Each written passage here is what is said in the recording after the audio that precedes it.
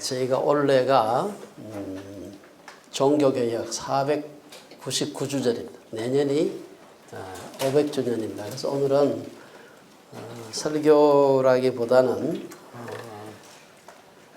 좀 강의를 좀 했으면 좋겠습니다. 여러분들이 그 종교개혁이 어떻게 일어났나 하는 것을 어렴풋이는 알고 있지만 구체적으로 일어난 과정을 좀 아시는 게 필요하고, 오늘날 개신교에 여러 가지 어려움도 있지만 그러나 종교개혁을 시작했던 우리의 선배들이 도대체 어떻게 해서 그런 목숨을 건 종교개혁을 했고, 그 뒤로 많은 사람들이 종교적인 갈등 때문에 목숨을 잃고 어려움을 당했습니다. 왜 그렇게 했는가 하는 얘기를 함께 좀 나누어 볼 텐데요.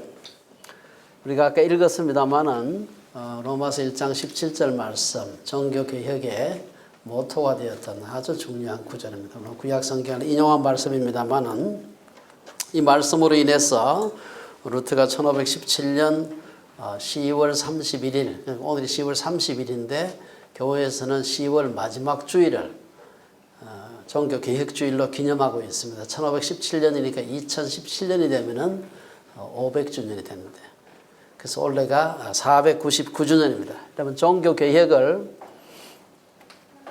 1517년 10월 31일 마르틴 루터가 95개조 항의문을 비텐베르크에 있는 만성교회, 사실 비텐베르크 대학에 있는 교회입니다. 대학의 정문에 게시함으로써 촉발되게 됩니다. 슬라이드 보겠습니다. 이 당시 그 레오 10세라는 사람이 이 교황을 하고 있었습니다. 그래서 이 사람이 이제 아까 우리 동영상에서 봤습니다만은 베드로 성당을 그때 이미 한 100여 년 동안 건축을 하고 있었는데 더 지을 수 있는 돈이 없었습니다. 그래서 돈을 어떻게 하면 짜낼 수 있을까 생각하다가 한 것이 소위 면제부 혹은 면벌부 뭐 이렇게 부릅니다. 저는 여기서 주로 면벌부라고 말을 하겠습니다. 제가 드물한테 얘기를 들으니까 벌을 받는 게 무서워가지고 그렇지 사실 죄보다 벌이 더 무서웠다. 그래서 면벌부라고 이렇게 번역하는 분들이 있습니다. 당시 직접 그 교황 레오 10세가 돈을 모금할 수 없으니까 모금총 책을 소위 청부업자지요.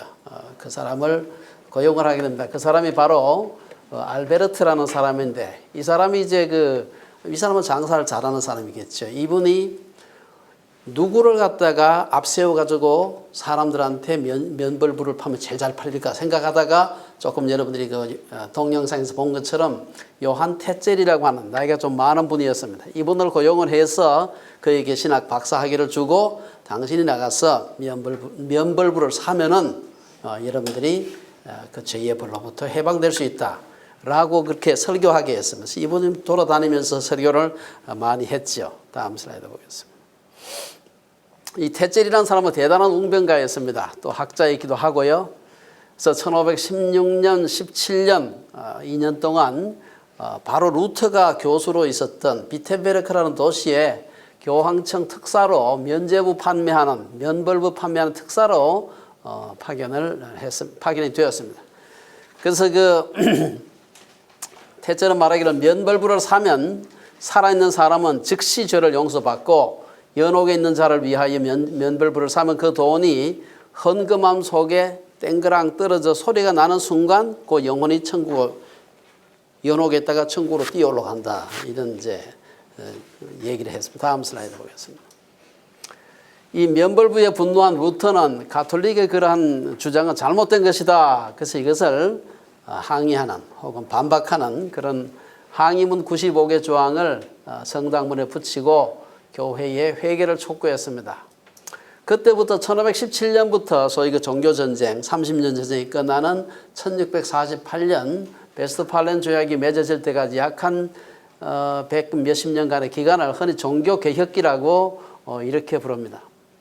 그래서 이 기간 동안에 종교개혁으로 인해 가지고 오늘 우리 개신교회가 탄생하게 되죠. 그래서 아까 말씀드린 대로 올해가 499주년이 되는 해입니다. 아주 오래 됐죠. 다음 슬라이드 보겠습니다. 이 개혁을 통해서 개신교가 탄생하게 됩니다만 사실은 이것은 교회 개혁 운동이었습니다만 우리 교회에만 영향을 미친 게 아니고 전 세계 문화사에서 혹은 문명사에서 굉장히 중요한 영향을 미치게 됩니다. 현대사의 전환점이 되었고 인류 역사 전체를 바꾸었다. 조금 과장을 하면 그렇게 얘기할 수가 있습니다.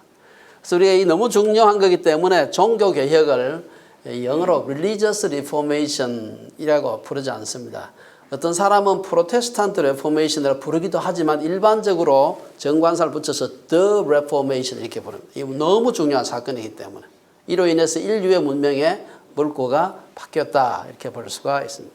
그 주인공이 바로 이 마르틴 루터입니다. 마르틴 루터가 아까 우리 동영상에서 봤습니다만은 1483년에 태어나서 1546년 나이로 봤을 때 63세를 살다가 세상을 63세 맞죠? 죽었습니다.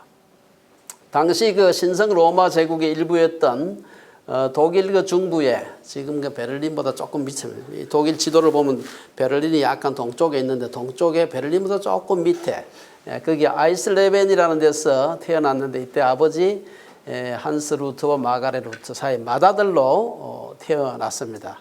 그 한스 루트가 아버지는 동네에서 그 구리광산, 재련소 이런 것을 갖다가 빌려가지고 사업을 하는 꽤 그 사업을 잘하는 그 동네에서는 상당히 유지였습니다. 시의원도 하고 그랬습니다. 다음 슬라이드 보겠습니다.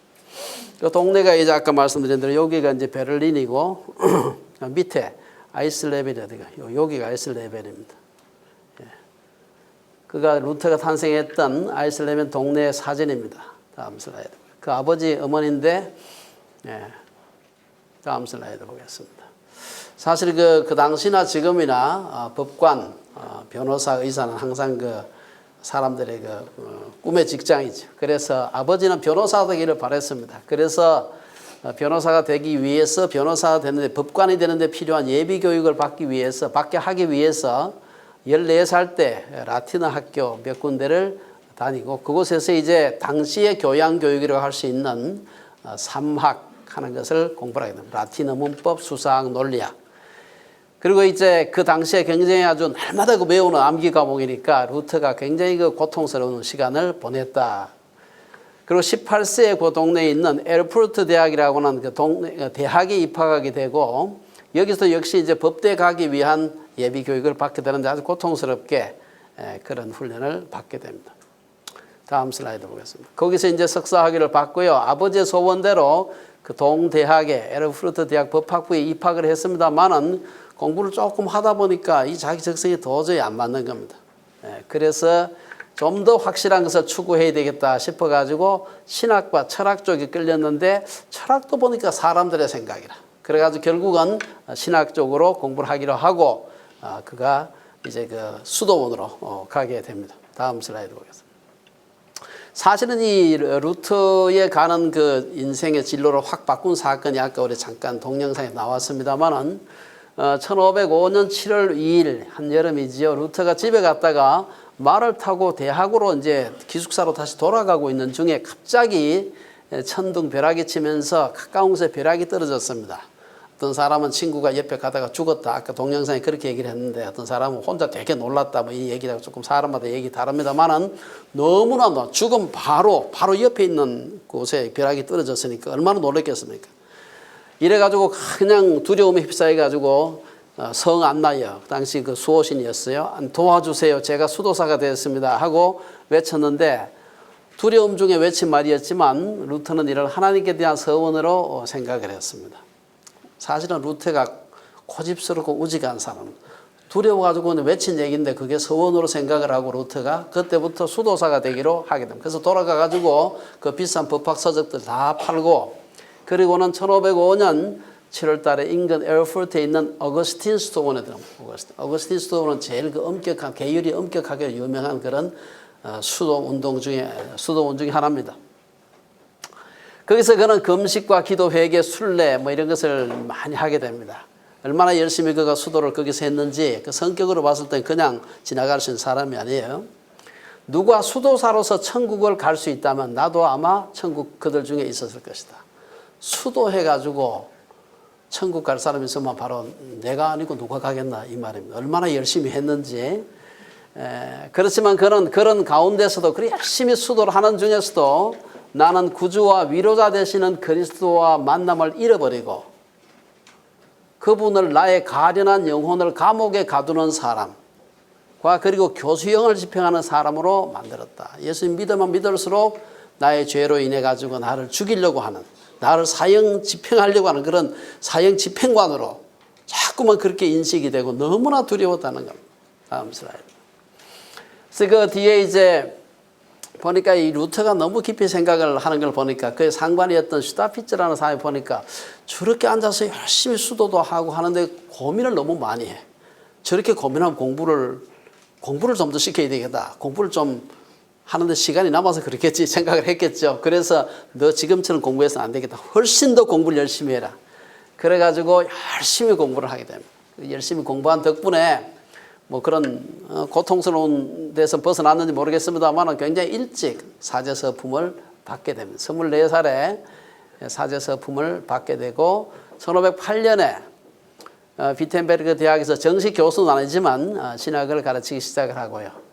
그해 또 신학 학사학위도 받고 문장학으로 학사학위도 받고 그리고 1512년에 신학 박사학위를 받고 그리고 그해 바로 고파 직후에 정식으로 비텐베르크 대학의 신학부 교수가 되게 됩니다. 여러분 나이를 보게 되면 굉장히 젊을 때입니다. 30살이 안 됐을 때 굉장히 젊을 때입니다. 29살 뭐 이때입니다. 당시로 봤을 때 보더라도 상당히 일찍 소위 말해서 뭐 교수가 된 거죠. 다음 슬라이드. 루터를 깨운 말씀이 바로 우리가 아까 읽었던 그 말씀인데요. 다음 슬라이드 보겠습니다. 그 당시에 그 수도사들은 그 굉장히 중요한 수련 중에 하나가 로마를 순례하는 거였습니다. 로마 순례하는 다음 슬라이드 보겠습니다. 거기 가면 이 거룩한 계단이라는 게 있어요. 거룩한 계단. 거룩한 계단이라는 건 뭔가 하면은 콘스탄틴 대제의 어머니였던 헬레나가 예수를 믿고 난 뒤에, 먼저 예수를 믿었죠.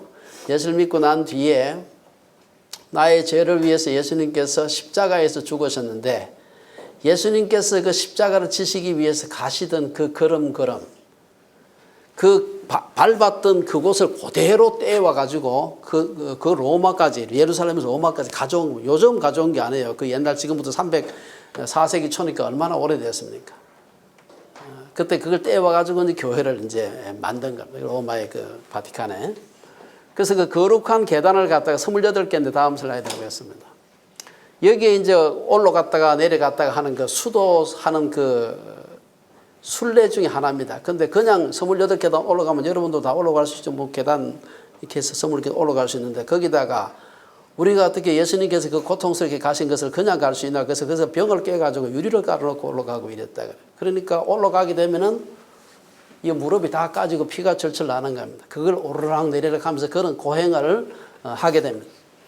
그러다가 그가 어느 순간 로마서 1장 17절을 생각하면서 오이는 오직 믿음으로 말미암아 살지 이렇게 고행한다고 되는 게 아니다. 중간에 벌떡 일어나서 내려왔다.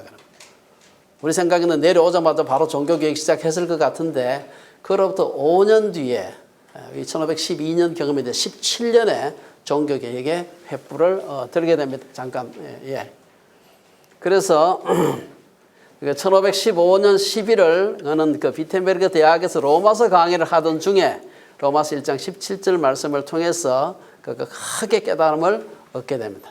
보면은 사람이 행함으로 구원을 받는 것이 아니라 하나님이 주신 복음 곧 예수를 믿음으로 은혜로 구원받는 것을 말한다. 내가 이것을 깨달았을 때 나는 다시 태어나는 느낌을 받았으며 천국 문이 내 앞에 활짝 열려진 것과 같은 느낌을 받았다. 그래서 이것을 비텐베르크에 있는 어거스틴 수도원 탑 안에서 깨달았다. 그래서 탑의 경험이다. 이렇게 보는 다음 슬라이드 보겠습니다.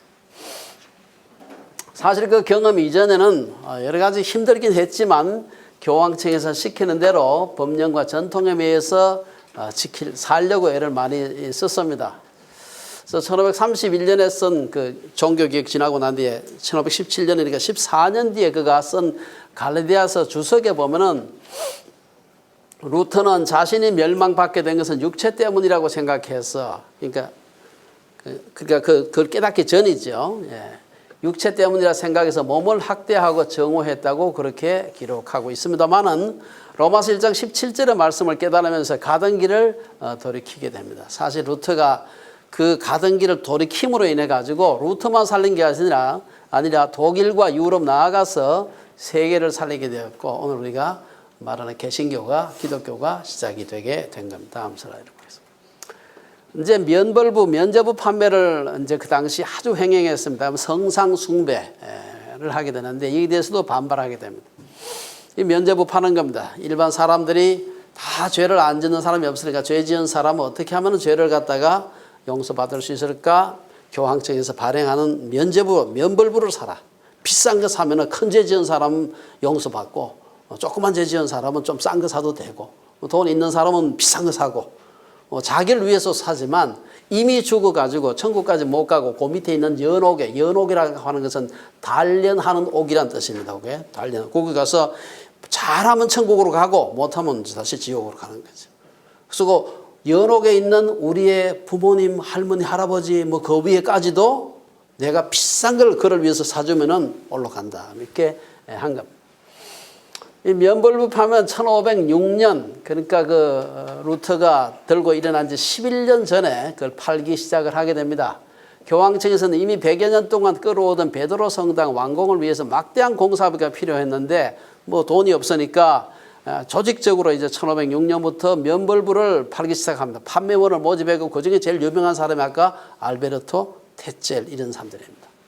그는 이제 1517년 루터가 로마서 1장 17절의 의미를 깨달을 점 사실 비텐베르크 시 자체는 로마로부터는 좀 떨어져 있으니까 비텐베르크 시가 교황 레오 10세가 그 이제 대리인을 보내가지고 아까 얘기했던 그런 사람들을 보내가지고 면벌부 판매를 강요했는데 그 시가 부글부글 끓지 않겠습니까? 우리한테 와서 비싼 거 돈 면벌부 사라고 하니까 안 그래도 부글부글 끓고 있는 중에 루터가 거기에다가 불을 붙인 겁니다. 다음 슬라이드. 그때 이제 아까 얘기했던 요한 테첼 아주 뚱뚱하고 도미니칸 수도사입니다. 이 사람이 이제 교황청 면벌부 특사로 비텐베르크에 오게 됩니다. 그래서 아까 얘기한 대로 면벌부를 사면 살아있는 사람은 즉시 죄를 용서받고 연옥에 있는 자를 위해서 면벌부를 사면 그 돈이 헌금함에 딸그랑 떨어져 소리가 나는 순간 연옥에서 천국으로 올라간다. 다음 슬라이드. 이 당시에 이제 교황청에는 돈이 없었지만 사실은요, 일반적으로 가톨릭 교회는 굉장히 부자였습니다. 조금 한참 몇백 년 전의 일이긴 합니다만은, 이노선트 4세라고 하는 그 교황입니다. 그 사람하고 토마스 아퀴나스가 한 그 대화입니다. 지난번 한번 제가 소개를 한 적이 있는데요. 라테란 성당이라고 이 콘스탄틴 대제가 돈을 내가지고 지은 큰 바티칸에 교회가 있어요. 그 발코니에 서가지고 보니까 사람들이 막 그 교황청으로 곳곳에서 헌금 자료를 막 그냥 마차에 싣고 오는 걸 보고서 이노선트 4세가 한 얘기입니다. 선생, 토마스 아퀴나스를 보고 한 얘기입니다. 토마스 아퀴나스는 유명한 중세의 최고의 신학자입니다. 선생 보시오. 베드로 사도께서 은과 금은 내게 없다고 말했지만 지금 교황청은 은과 금이 넘쳐나고 있습니다. 여러분 사도행전에 나온 얘기 아시죠? 그 베드로와 요한이 성전에 올라가다가 어떤 사람이 앉아서 한 푼 주십시오 하고 구걸을 하니까 은과 금은 내게 없지만 내가 나사렛 예수 이름으로 내게 명하노니 일어나서 걸어라. 이래가지고 그가 걸었습니다. 그 사건을 얘기하는 거예요. 그러니까 아퀴나스가 그걸 보고, 아퀴나스는 사실 똑똑한 사람입니다. 학자인데 이 사람은 뭐라고 할 수는 없고, 예, 그렇지요. 그렇지만 교황님, 오늘의 교회는 은과 금은 있지만 대신 안전뱅이에게 일어나 걸으라고 말할 수 있는 나사렛 예수 그리스도의 이름의 능력은 잃어버리고 말았습니다. 아주 유명한 얘기입니다. 다음 슬라이드. 그 당시에 아주 그 성상과 성물 숭배가 대단했습니다. 그래서 사람들은 예수님이 베들레헴 말구유에서 태어났다고 하니까 말구유에 집이 얼마나 많았겠습니까? 그 뽑아왔다는 볏집, 예수님께서 달려 돌아가신 십자가 조각, 성자의 손톱, 머리카락, 예수님께서 쓰셨던 가시면류관, 세례요한의 머리카락, 이런 유물을 갖다가 많이 이렇게 가지고 와서 교회를 지을 때 그런 유물이 한두 개는 있어야 사람들이 많이 찾아오지. 마치 부처님 그 진신사활이 있어야 절이 잘 되는 거하고 비슷해요. 예. 그래가지고 뭔가 한 개를 가져와야 되겠다 싶어가지고 했는데 문제는 그 유물이 남아있질 않죠, 그게. 그렇죠. 그때부터 벌써 1500년 전이고 이미 그 당시에 범죄자로 예수님께서 죽었는데 그거 남아있을 리가 없어요. 그러니까 어떻게 되겠어요? 가짜가 판을 친 겁니다. 가짜. 여러분 뭐 빌라도의 보고서에 나오는 얘기들 전부 가짜입니다. 여러분 저 뭡니까 그저 성의 있죠. 수의 예수님 믿으면서 그거 다 가짜입니다. 그런 걸 갖다 놔야 사람들이 거기 오는 겁니다. 오면 어떻게 돼요? 들어가는데 입장료 받지요? 오면 감동받아서 헌금하지요? 그런 거 없으면 교회가 재정적으로 유지가 안 되는 겁니다. 그래서 하다 보니까 가짜도 갖다 놓고 하는 겁니다. 그래서 그 가톨릭에서는 그런 게 원체 많아서 여러분 10계명 바꾼 거 아시죠? 가톨릭에서 그 아무런 우상이라도 만들지 말라 하는 거 빼버렸습니다. 빼고 대신에 10번째 계명을 2개로 나누어서 10개를 맞추었죠. 그건 아시죠 여러분들? 해당 성자의 기념일에는 각처에서 온 순례객들이 성자들의 유골과 그들이 입었다고 하는 의복에 입을 맞추려고 줄을 섰습니다. 뭐 성 요한의 축제일, 성 베드로 축제일, 성 안나의 축제일, 축제일이 쫙 있잖아요. 그때마다 그 사람과 관련된 뭔가 하다못해 손톱 한 개라도 있어야 사람들이 찾아오고 와서 기도하고 헌금하는 겁니다. 그들의 유골과 성의 앞에 입 맞추고 그 앞에서 기도하면서 죄사함을 받는다고 가르쳤던 겁니다. 다음 슬라이드.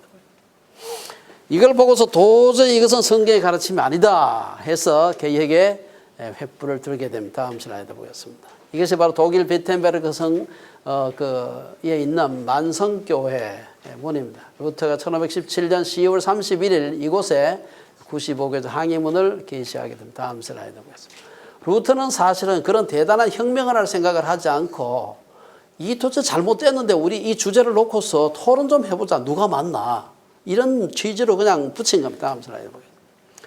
95개조 항의문은 그 네임이 뭔가 하면 면벌부의 능력과 효력에 관한 마틴 루터의 반박. 이래가지고 이제 일종의 토론 제목으로 그다 붙인 겁니다. 그래서 hildebrandt라는 사람도 루터는 교회에 맞설 의도는 없었고 당시 가톨릭이었죠.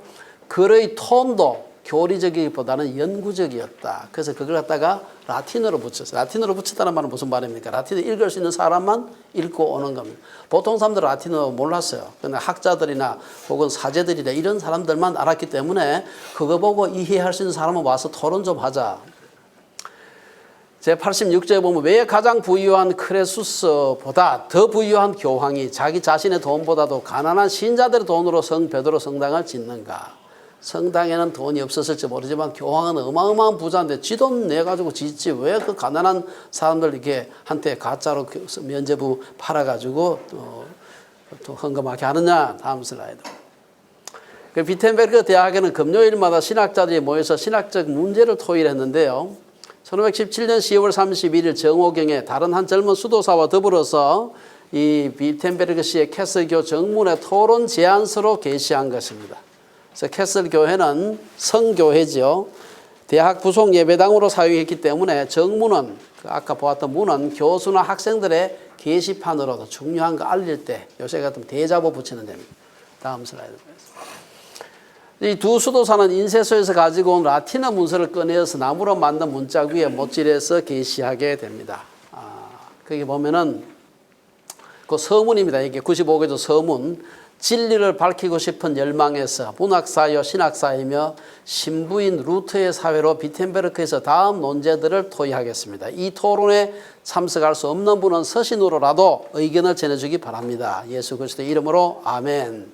이것을 갖다가 손으로 쓴 게 아니고요. 인쇄를 했어요. 사실은. 당시에 이게 1517년인데 구텐베르크가 처음으로 금속활자를 가지고서 이 인쇄를 시작한 게 1400년대 후반입니다. 거의 1500년 다 돼서 첫 번째 처음으로 인쇄하게 되기 때문에 이 당시에 이제 막 금속활자 인쇄가 이제 막 시작된 지 얼마 안 되었을 때예요. 근데 그 금속활자를 가지고서 찍게 됩니다. 무슨 얘기입니까? 앞만 찍어도 금속활자는 망가지지 않습니다. 그 전에 나무활자, 목판활자나 진흙활자 몇 개 찍고 나면 이게 다시 조판 다시 해야 돼요. 돈이 얼마나 듭니까? 시간도 많이 걸리고. 이래가지고 찍어가지고 이제 붙이게 됩니다. 다음 슬라이드 보겠습니다.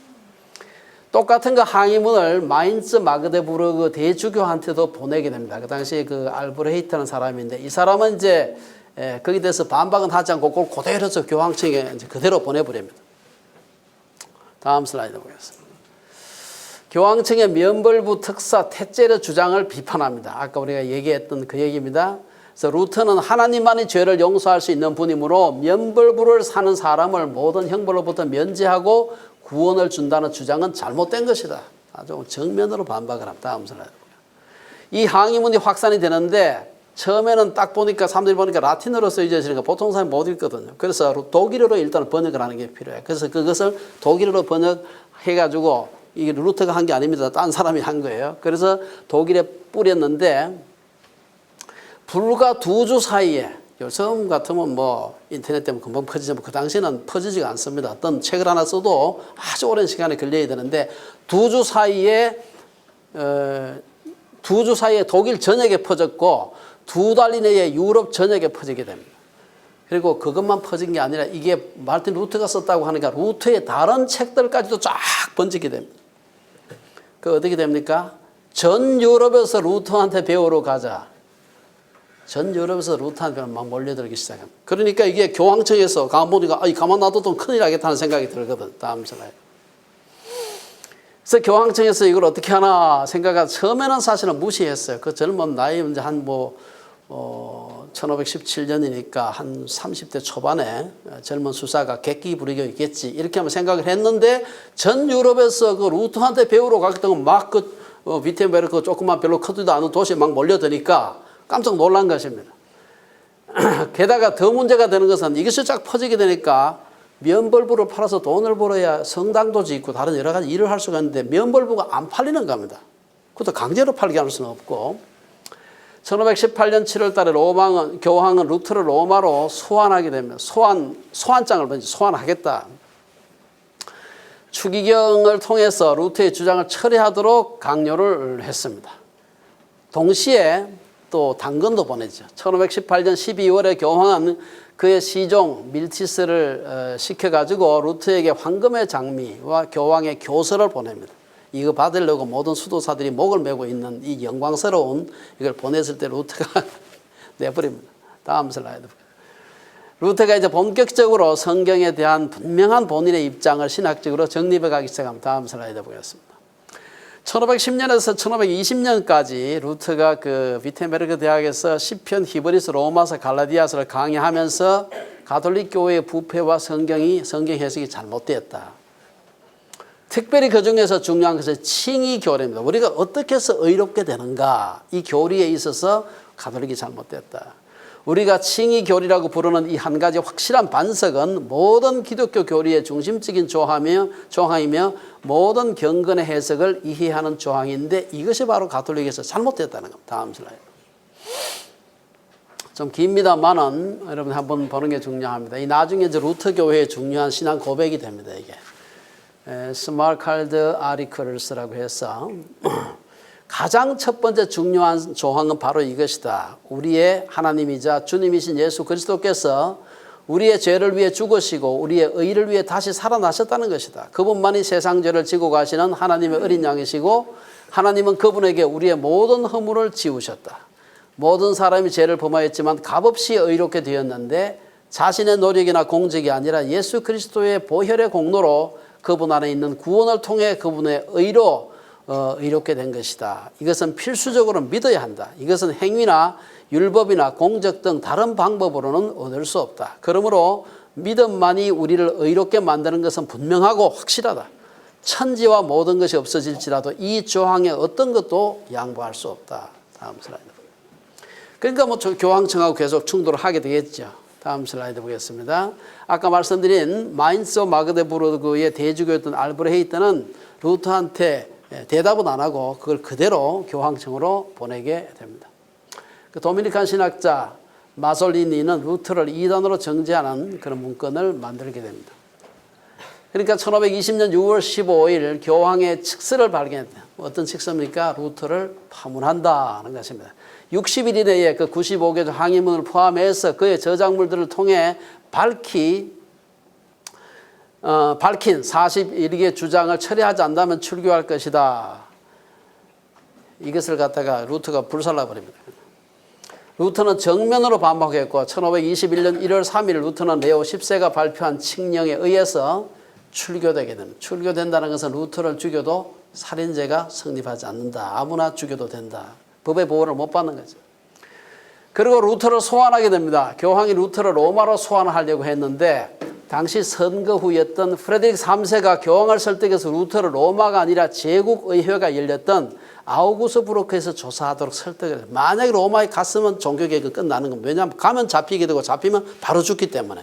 그것을 프레드릭 3세가 알은 거지. 당시 사람들이 사실은 교황하고 협력 안 할 수 없어서 협력하는 척 했지만 그중에 상당수는 루터의 주장이 맞다. 속으로 생각하고 있었기 때문에 어떻게든 루터를 보호하지 않으면 이 개혁의 이 불길이 금방 꺼질 것이라는 걸 너무 잘 알고 있었던 겁니다. 다음 슬라이드 보겠습니다. 보름 제국의회인데 다음 슬라이드 보겠습니다. 이제 1520년 6월 15일 루터한테 파문장이 정식으로 발부가 되게 되고 1521년 4월 18일 그러니까 1517년에 처음으로 95기 항해문 붙이고 난 뒤 한 4년 조금 한 3년 반 뒤에 독일의 보름스에서 소집되는 제국의회에 출두하라 하는 그 명령을 내리게 됩니다. 이 제국의회 의장은 그 당시에 신성 로마 제국 황제였던 찰스 5세였는데 이 사람이 주관을 했어요. 그리고 1월 28일부터 5월 20일까지 그 신성 로마 제국 관내에 있는 모든 제후들이 모이는 모임입니다. 이 당시에 이제 그 아까 얘기했던 프레드릭 3세라는 사람이 루터의 안전을 책임지는 역할을 담당하게 됩니다. 왜냐하면 까딱하면 루터를 또 미워하는 사람도 많기 때문에 까딱하면 루터가 그 제국의회에 왔다 갔다 하다가 잡혀 죽을 수 있거든요. 그래서 프레드릭 3세가 자기가 안전을 책임지게 됩니다. 다음 슬라이드 보겠습니다. 이제 거기에 이제 그 제국의회에 갈 것이냐 말 것이냐를 두고서 친구들은 다 말렸죠. 루터가 한 말입니다. 원수들이 포럼스 제국의회 의사당의 기와장만큼 많을지라도 그다음에 국회의사당 지붕이 아마 기와로 돼 있었나 봐요. 이 기와장만큼 많을지라도 나는 가리라 하고 제국의회로 가게 됩니다. 제국의회에서 이제 그 에크라는 사람이 교황청을 대신해서 신문을 하는데 두 가지를 신문하게 됩니다. 하나는 당신이 이게 당신 쓴 게 맞느냐? 첫 번째 그 모든 그 95조 항의문과 그의 여러 가지 저술들 이게 당신 쓴 게 맞느냐? 맞다. 그건 뭐 얘기할 필요가 없는 거예요. 두 번째 질문은 당신이 쓴 그것이 과연 성경적으로 바르다고 당신 여전히 그렇게 주장하고 있느냐? 루터가 그걸 위해서 내가 대답할 시간이 좀 필요하다. 그래서 시간을 좀 이제 달라 그래. 잠깐 거기 한번 보세요. 루터가 한 얘기가 중요합니다. 아주 유명한 그 말인데요. 그 다음날 이제 그가 와가지고 거기와 정식으로 자기의 그 저술한 것에 대해서 자기 입장을 밝힙니다. 저는 성경의 증거와 분명한 이성에 의해 확신되지 않는다면 교황도 공의회도 때로 오류를 범했고 스스로 모순된 적이 있었다는 것이 알려져 있기 때문에 저는 그들을 신뢰하지 못하므로 저는 제가 인용한 성경에 속박되며 제 양심이 하나님의 말씀에 사로잡혀 있습니다. 저는 양심에 반해서 행동하는 것은 안전하지도 바르지도 않기 때문에 어떤 것도 철회할 수 없고 철회하지도 않을 것입니다. 하나님 저를 도와주십시오. 아멘. 이 끝에 말이 아주 유명한 말입니다. 다음 슬라이드 보겠습니다. 그래서 그 찰스 5세는 제국 신성 로마 제국 황제지요. 선언을 합니다. 우리는 그가 루터가 체포되어 악명 높은 이단으로 처벌받기를 원한다. 누구라도 독일에서 루터에게 음식과 거처를 제공하는 것은 범죄이며 누구라도 루터를 죽여도 아무런 법적 책임이 없다라고 선포를 하게 됩니다. 다음 슬라이드. 이제 그 제국에 와서 마지막 최후 진술을 하는 그 모습, 이 그림입니다. 다음 슬라이드 보겠습니다. 그 다음 슬라이드 보겠습니다. 제국예외에서 돌아오는 길에 루터는 거의 뭐 백발백중사천 잡혀 죽을 판입니다. 근데 아까 말씀드린 프레드릭 3세 sak소니의 선제후였던 프레드릭 3세가 그 안전을 일단 책임진 사람이었다 그랬죠. 근데 루터를 보호하거나 음식을 제공한 이 자체가 범법행위라고 이미 선포를 했어요. 그렇기 때문에 자기가 공개적으로 나서서 그를 이렇게 비유할 수가 없는 겁니다. 그래서 돌아오는 길에 복면 무사들을 매복을 시킵니다. 그래가지고 루터가 제국의회 그 의사당에서 나와서 얼마 안 갔을 때 납치하게 됩니다. 그대로 가면 죽으니까 납치하게 되고 루터는 뭣도 모르고 그냥 자기도 모르는 겁니다. 납치돼서 가게 됩니다. 기병들을 동원해서 루터를 납치하니까 이게 프레드릭 3세가 납치를 했는지 아무도 모르는 거죠. 그러면서 루터를 갖다가 그 프레드릭 3세의 그 관할하에 있었던 바르트부르크라는 그 성에 숨겨줍니다. 아무도 몰랐죠. 그리고 루터가 그곳에서 3년인가가 얼마 지나죠. 그러면서 이곳이 나의 반모섬이다. 여러분 반모섬이 사도 요한이 그 귀양간 그 로마 황제한테 이제 귀양 간데 아닙니까? 거기 가서 요한 계시록을 쓰지 않습니까? 그곳에서 수년을 지나면서 아무도 모르는 거죠. 루터가 거기 숨어 있다는 건 아무도 모르고 루터 혼자 앉아서 거기서 뭘 합니까? 헬라어 신약 성경을 독일어로 번역합니다. 헬라어는 성경의 언어였지 그 당시에 쓰던 일반 사람들이 쓰던 언어가 아니었어요. 그래서 성경을 갖다가 헬라어로 되어 있기 때문에 못 읽어요. 읽을 수 있는 것은 사제들하고 헬라어나 그 라틴어나 혹은 히브리어를 아는 사람 외에는 못 읽는 겁니다. 그래서 그걸 번역하게 됩니다. 거기서 여러 가지 루터의 자신의 생각을 담은 다른 문서들과 더불어서 성경을 번역하게 되는데 날마다 루터가 일반 사람들이 성경을 직접 읽어야 된다. 그래서 날마다 시장에 가가지고 시장 아주머니 보통 사람들이 쓰는 독일어가 어떤지. 왜냐하면 그 당시 같은 독일어를 써도 궁중에서 쓰는 독일어하고 일반인들이 쓰는 독일어가 많이 달랐어요. 그래가지고 일반인들이 쓰는 알기 쉬운 독일어를 가지고 성경을 번역해야 된다. 그래가지고 날마다 시장에 가서 사람들이 어떤 말을 쓰고 있나 아주 늘 들었다 그래요. 그리고는 그 말로 독일어로 성경을 번역했고 그 독일어 성경이 지금도 물론 약간의 아마 변환했었지만 기본적으로 루터가 번역했던 독일어 성경이 지금도 독일 교회 공식적인 그 성경으로 사용되고 있습니다. 이게 그 바르트푸르트 성입니다. 다음 슬라이드. 그래서 그 신약 성경을 독일어로 번역하던 그런 방에서 그 당시는 라틴어는 신의 언어이기 때문에 라틴어로 번역이 되어 있었죠. 원래 성경은 헬라어고 히브리어로 되어 있어요. 근데 그걸 갖다가 라틴어로 번역하는 거 로마의 언어였죠. 그건 괜찮지만 다른 언어로 번역하는 사람은 이거 그냥 바로 죽여버리는 겁니다. 다음 슬라이드 보겠습니다. 루터역 성경입니다. 다음 슬라이드. 그 다음에 이제 그게 있다 보니까 무슨 문제가 생기는가 하면은 사실은 그 루터가 원래 그 비텐버르크 대학에 교수하던 사람 아니에요. 거기서 95개 항해문도 붙였어요. 그러니까 거기가 가장 개혁 성향이 강한 겁니다. 근데 루터가 지금 잡혀가가지고 어디로 갔는지 바르트부르크 성에 지금 숨어지는가 모르는 겁니다. 그러니까 남아있는 사람들이 루터보다 한 발 더 앞서가가지고 너무 급진화되는 겁니다. 다 둘이 부셔야 된다. 이건 놔두면 안 된다. 폭력을 행사해서라도 이건 바꿔야 된다. 뭐 이런 얘기가 막 비등하게 되고 실제로 폭력 혁명을 주장하는 사람들이 막 나오게 돼요. 이것을 보고서 루터가 이대로 뒀다가는 자칫 한번 폭력혁명이 되겠구나. 이 좋은 뜻으로 시작한 혁명이. 그래서 1522년 3월 6일 날 루터가 아무도 모르게 비텐베르크로 돌아오게 됩니다. 그리고는 자기를 그때까지 보호해 주었던 프레드릭 3세한테 제가 없는 동안 사탄이 제 양우리, 비텐베르크죠. 제 양우리에 들어와서 온통 난장판을 만들었는데 이는 글만으로는 제가 그래서 편지 보내기 위해서는 고칠 수가 없고 제가 직접 이곳에 머물면서 말씀대로 살아가는 것으로만 고칠 수가 있게 되었습니다. 자기를 보호해 준 데 대해서 감사하다는 편지와 더불어서 자기가 돌아올 수밖에 없었던 얘기를 하는 겁니다. 다음 슬라이드. 그래서 와서 그 급진적 개혁자들 폭력 혁명조차 막 해야 된다고 주장하는 사람들 보고 나무랍니다. 사람들이 복음을 전하기 위해서는 폭력을 사용해도 된다고 할 때 마귀는 무슨 생각을 하는지 아십니까? 그는 지옥불 뒤에서 팔짱을 끼고 앉아서 악의적이고 불쾌한 웃음을 지으면서 이렇게 말합니다. 아, 이 미친 사람들이 내 게임을 얼마나 지혜롭게 잘 하는지 나는 그냥 이득만 보면 되겠구만. 나는 그것을 기뻐할 뿐이다. 그러나 그가 전장에서 하나님의 말씀만을 들고 싸우는 것을 본다면 그는 마귀는 두려워서 부들부들 떨면서 흔들릴 것입니다. 절대로 폭력을 써서는 안 된다. 그럼에도 불구하고 고긴 아니지만 좀 떨어진 데 나가서 급진 개혁자들이 폭력혁명이 몇 개 일어났어요. 사실. 그러나 루터의 이 강력한 폭력은 사용하면 안 된다라는 것 때문에 그 폭력혁명을 주장하는 급진 세력들이 팍 줄어들게 됩니다. 다음 슬라이드. 그 다음에 결혼과 가정 얘기인데요. 다음 슬라이드.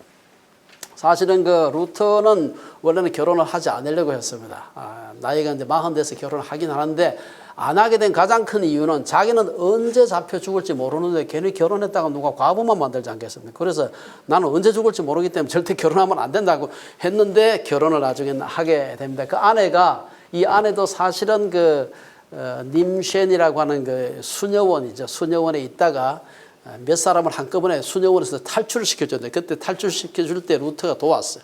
그 탈출시켜주는데 도와준 수녀 중에 한 사람하고 결혼을 하게 됩니다. 그 유명한 카트리나 보라라고 하는 사람인데요. 이 사람하고 결혼하게 됩니다. 그래서 40살에 26살 되던 그 수녀하고 결혼을 하게 됩니다. 결혼 후에 그 제후가 도움을 줘서 비텐베르크에 있는 요 중에 일부를 그의 집으로 사용을 하게 됩니다. 다음 슬라이드 보겠습니다. 말년과 별세인데요. 이제 다음 슬라이드 보겠습니다. 1546년 2월 15일 루터는 자신이 태어난 아이슬레벤에서 마지막 설교를 하게 됩니다. 그리고는 2월 17일 오후 8시 그는 가슴에 통증을 느끼고 자기 침대에 가서 임종 기도를 하게 됩니다. 내 영을 주의 손에 부탁하나이다. 예수님께서 십자가에 죽으실 때 했던 그 기도입니다. 그러면서 진리의 하나님 여호와께서 나를 속량하신나이다. 우리도 이런 기도하고 죽어야 되지 않겠습니까? 다음 슬라이드 보겠습니다.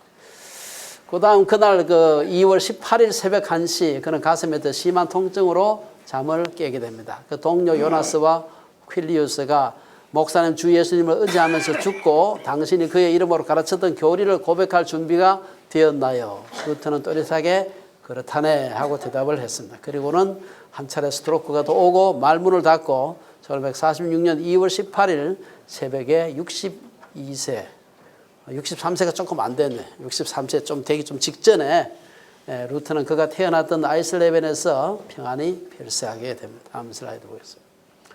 루터가 별세했던 집입니다. 저도 언제 한번 좀 가봤으면 내년에 500주년이 돼서 저도 한번 내년에 유럽 갈 일이 한 번 있습니다. 그래서 500주년 한번 가볼까 생각을 합니다. 다음 슬라이드. 루터의 시신이 안장된 비텐베르크 성교회입니다. 다음 슬라이드. 임종 때 만들어 두었던 루터의 그 석고 얼굴과 손입니다. 다음 슬라이드. 베를린은 루터의 동상이고요. 다음 슬라이드. 마지막으로 이제 그 다음 슬라이드 보겠습니다. 종교 개혁의 핵심 사상을 간단하게 제가 요약을 하고 제 얘기를 마치겠습니다.